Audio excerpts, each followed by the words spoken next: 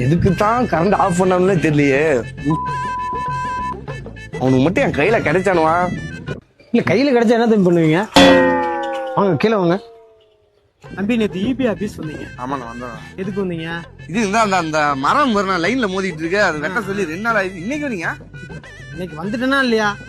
உங்க பக்கத்து வீடு முத்துச்சாமி என்ன ஆமாண்ணா, அவரு பிரச்சனை சொன்னாரு. வீட்டுக்கு கரண்டே வரல, விட்டு விட்டு வருது, அதை பிரிச்சு அடிச்சு விட்டு போங்க அப்படின்னு சொல்லி அவரு எழுதி கொடுத்திருக்காரு. இப்படி ஒரே வீதியில 20 பேர் எழுதி கொடுத்துருக்கீங்க. இப்ப இந்த கரண்ட் ஆஃப் பண்ணாமலே நாங்க கம்பத்துல ஏற முடியுமா? முடியாதுண்ணா. அது முடியாதுல்ல. ஏறினா என்ன ஆகும்? ஏன்னா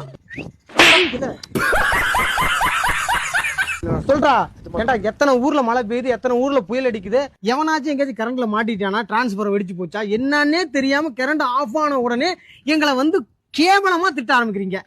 வெளியே வரும்போது என்ன சொன்ன, லூசுக்கு என்னமோ சொன்னீங்க. இல்ல இல்லண்ணா. அப்புறம் ஏதோ அவன் என்னமோ சொன்னா இல்லண்ணா. சொல்லலாமா, திட்டலாமா? என்னன்னு தெரியாமலே இப்ப கரண்ட் எதுக்காக நான் தேவையில்லாம ஆஃப் பண்ணுவோமா? கரண்ட் தேவையில்லாம திட்டுவீங்களா? உழைச்சு விடுவோம். இனிமே அவனாச்சும் கரண்ட் ஆஃப் பண்ணா எங்களை திட்டுனீங்களா? டேய் எமன்டா கரண்ட் ஆஃப் பண்ணது? டிவில ஒரு நல்ல படம் பார்த்துட்டு இருந்தேன்டா, ஒரு நல்ல சீனு, கரெக்டா கரண்ட் ஆஃப் பண்ணிட்டான்டா. அவன் மட்டும் என் கையில கிடைச்சான்.